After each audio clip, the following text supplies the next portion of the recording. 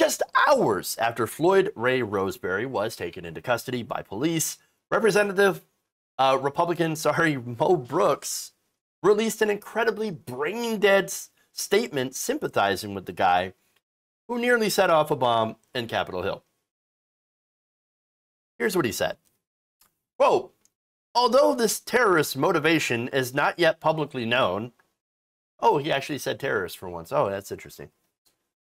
And generally speaking, I understand citizenry anger directed at dictatorial socialism and its threat to liberty, freedom, and the very fabric of American society. Socialism. Oh, his big problem was dictatorial socialism.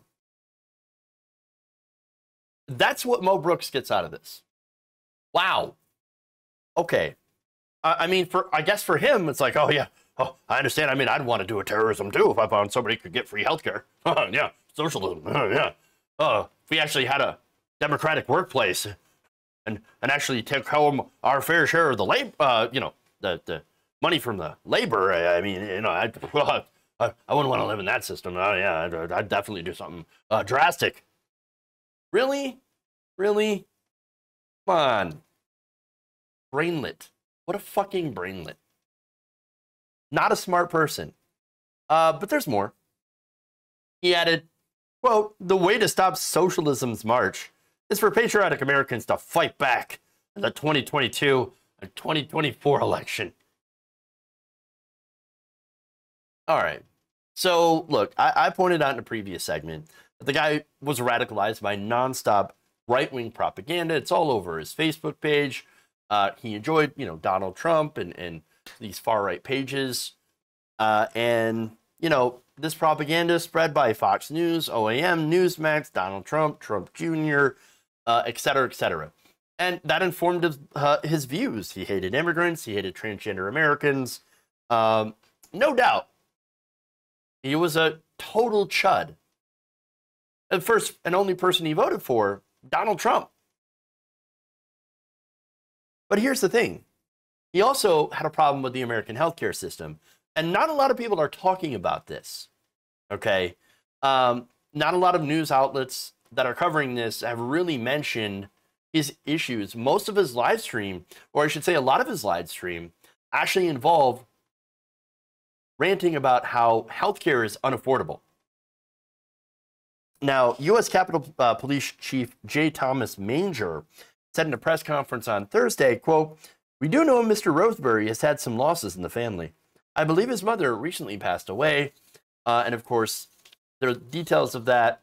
Roseberry's mother died of cancer, and his wife had been denied insurance coverage for treatment of an unspecified cancer on her face. And also, he had claimed that he had recently been denied coverage as well as for shots just so he could walk, because he had some, of course, health problems, back problems. In fact, here's what he said. I went to the doctor yesterday to get some of those cell therapy shots they've been bragging about giving to athletes all these years. The doctor says no shots today. Insurance doesn't cover it anymore. My wife goes to the doctor. She's got cancer, and they told her it wouldn't cover it anymore because it's cosmetic. It's on her face. And then asks, where's your insurance at, Biden? Obama? You keep letting all these illegal Mexicans in here, all these illegal immigrants in here from Afghanistan. We're going to have free health care for us. You're effing giving it to them. The South's fed up.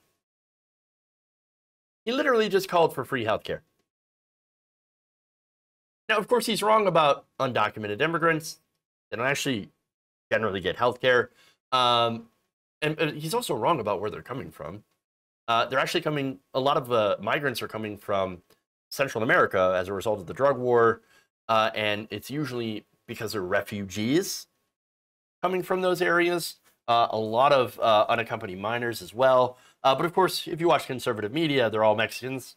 Apparently, to him, they all look the same. Super racist. But you get the point, right? So immediately he's got somebody else to blame because guess what? That's what conservative media tells you to do. Oh, you don't have free healthcare. Well, that's because it's their fault. No, it's the system. It's the system where we have privatized healthcare, which is to get to Mo Brooks's point, the opposite of socialism. How can you blame socialism when socialism would actually solve the problem? Socialized healthcare, specifically. So now going back to Emler Gorkensky here, who added in an excellent Twitter thread, the grievances of these right-wing militants sometimes have a grounding in reality, e.g. healthcare coverage denial, but they often mix this with ridiculous conspiracy theories, for example, Pizzagate. And so that's what you get in the right wing, right? And so, yes, there are people with significant problems, you know, being denied coverage for insurance, going through bankruptcy, as this man had, you know, money problems. And what the right wing does, they take those legitimate issues that people are brought to the brink of despair, and they demagogue about them. And they say, well, it's not your fault, which, I don't, that's not his fault for being, you know, denied insurance. That's the insurance company. But then he says, but then they say, it's not the system's fault either. It's the immigrants. It's Joe Biden. It's the Democrats. And it's socialism. No, it's not. It's not. And so that's part of what happened here. All right. And it's very ironic to decry socialism or socialized healthcare and then blame Obama and Biden, when in reality, of course, it's conservatives that are largely to blame for the lack of healthcare. Roseberry's home state of North Carolina is one of the dozen states with Republican-controlled legislatures that have not yet adopted expanded Medicaid eligibility granted by the ACA under the Obama-Biden administration. In states that have adopted the expansion, the law allows households to qualify for Medicaid coverage if their income is below 133% of the poverty level, roughly $35,000 a year for a family of 4. Roseberry was registered as a Republican when he voted in 2016 and 2020, according to a public record search, and that same record actually showed that he had no significant property assets, but a history of financial troubles.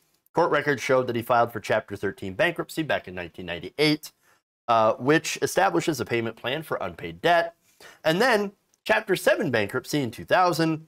Chapter 7 allows a trustee to sell off whatever assets are available to pay off creditors. His most recent employment was listed as an assistant supervisor at a women's apparel manufacturer. So this guy is not doing well financially. And guess what? A little bit of socialism would have actually helped this person. Now, again, Biden and Obama, let's be clear, they're not socialists. They're not really leftists at all. They don't agree with socialized healthcare, medicine. They don't believe in Medicare for all. And so they believe in private solutions. The Affordable Care Act is private insurance. The public option still relies largely on private insurers, but just adding in the ability for people to buy into Medicare. And so Medicare for all, single payer, that would ensure that everybody is covered regardless of how much money they have. That is the correct way to go, the correct way to solve these problems. So it is really weird to blame this entire thing on quote unquote socialism, which again, that's just democratization of the workplace. That is workers owning the means of production. And so what you have instead of, you know, this top-down hierarchy in the workplace where a boss decides how much your labor is worth and then pays you according to that and then takes the rest for himself, or, you know, takes the rest of a big cut, sends it to the shareholders or reinvests some of that into the company.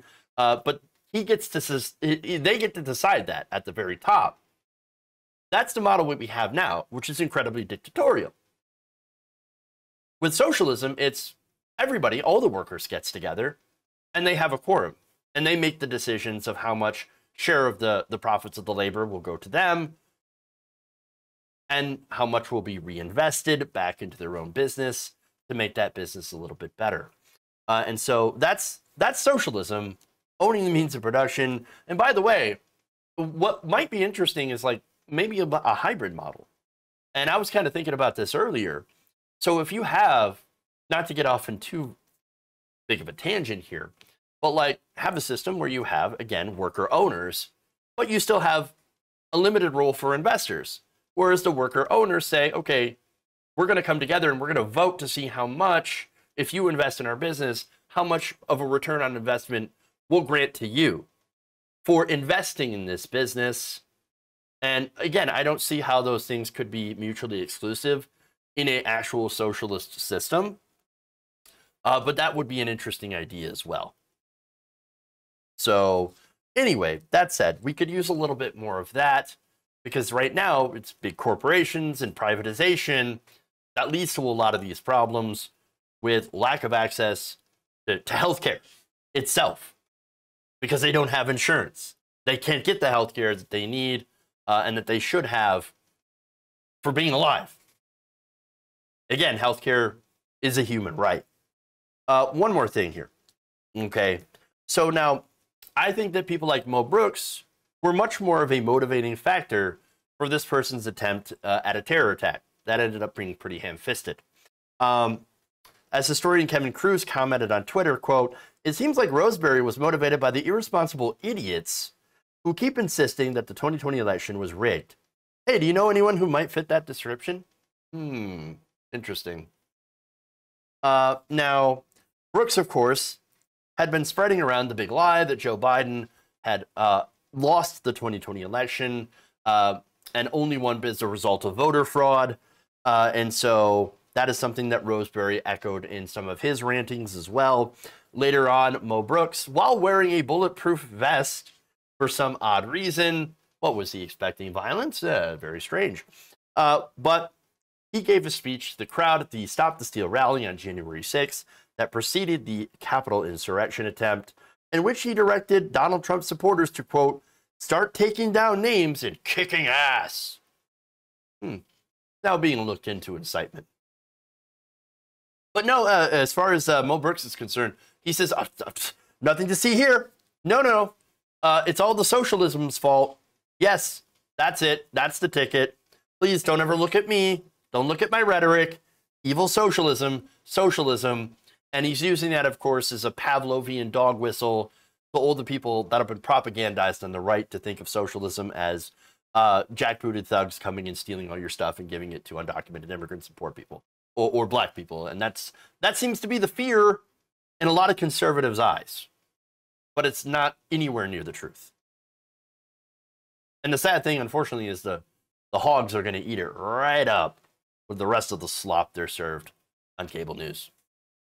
If you enjoyed this video, please give us a like and share with your friends. You can subscribe and help out the channel by becoming a patron. It's patreon.com/Jeff Waldorf, or you can become a channel member as well by hitting the join button below.